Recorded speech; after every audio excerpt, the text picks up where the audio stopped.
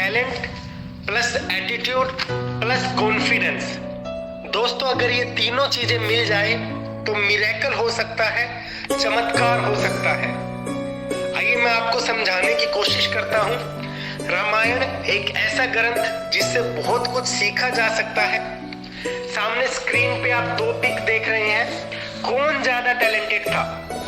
रावण। सबको पता है रावण बहुत टैलेंटेड था, फिर भी हार गया।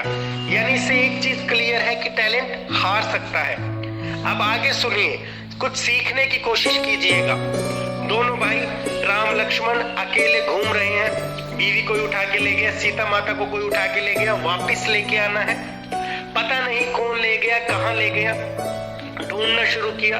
रास्ते में एक पक्षी से मुलाकात हुई जिसका नाम था जटायु। आप सबको पता है जटायु कौन था? एक विमान से एक स्त्री को अपहरण करके ले जाया जा रहा था। अब जटायु पक्षी ने ये सब देखा और स्त्री को बचाने की कोशिश की। रावण से युद्ध किया।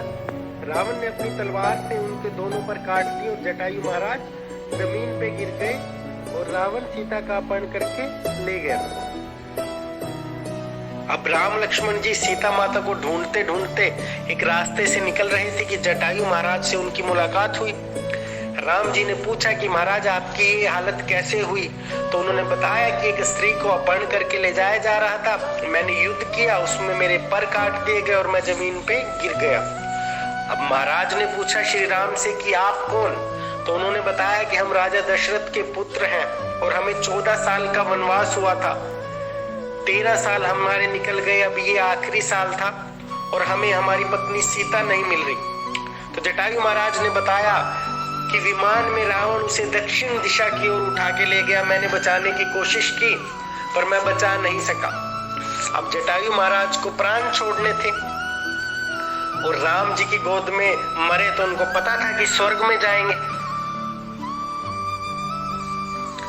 और इतिहास कहता है कि प्राण त्यागने से पहले जटायु ने राम से पूछा कि निश्चित है कि मैं मरने के बाद स्वर्ग में जाऊंगा?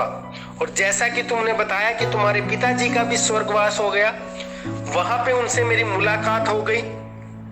वो मेरे से पूछेंगे कि तेरे को ऐसे किसने मारा, क्यों मारा? तो क्या मैं उनको बता दूं कि ऐसे ऐसे सीता का अपहरण हुआ था और मैं उसमें मारा गया? श्री राम ने क्या जवाब दिया? उन्होंने बोला नहीं, आप उनको कुछ मत बताइएगा। सुनेंगे तो उनको बुरा लगेगा, टेंशन उनको होगी।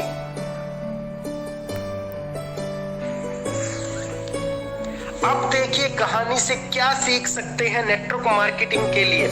राम ने बोला मैं जा रहा हूं दक्षिण दिशा की ओर, टेंशन मत लीजिए, अपने भाई के साथ जाऊंगा और उस इंसान को उसके कुल समेत मारूंगा। मेरे हाथ से मरेगा, वो भी स्वर्ग में जाएगा।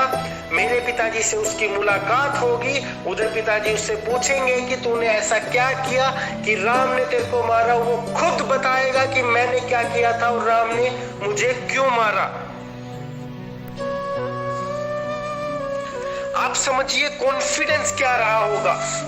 पैर में चप्पल नहीं, जाना कहां है पता नहीं, सामने वाले की सेना कितनी है पता नहीं, फिर भी बोला उसको उसके कुल समेत मारूंगा। कॉन्फिडेंस। और आप सब जानते हैं रामायण का रिजल्ट क्या रहा था। तो मैं आपको दोस्तों यही कहूंगा, अकेले टैलेंट से कुछ नहीं होगा। अगर आपके अंदर एटीट्यूड और कॉन्फिडेंस और मिल जाए तो आप चमत्कार कर सकते हैं। तो हमेशा खुद को किसी से कम मत समझिए। टैलेंट हर इंसान के अंदर होता है, थोड़ा सा कॉन्फिडेंस और जगा लीजिए तो आप मिरेकल कर सकते हो।